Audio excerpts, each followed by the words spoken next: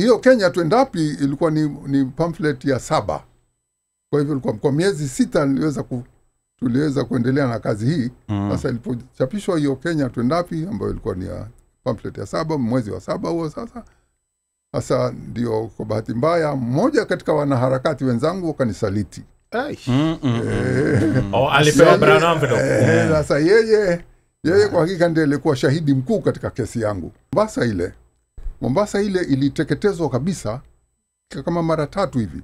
Pigwa kabisa ikachomwa kabisa na Wareno, mara 3 ikajengwa tena. Sasa wenyeji walipoona wamelemewa sana na Wareno wakaomba msaada. Mbalimbali sehemu mbalimbali za pwani wakaenda kuomba msaada Oman. Sasa kwa nini walienda Oman? Kwa sababu Oman nao walikuwa wametawaliwa na Wareno vile vile.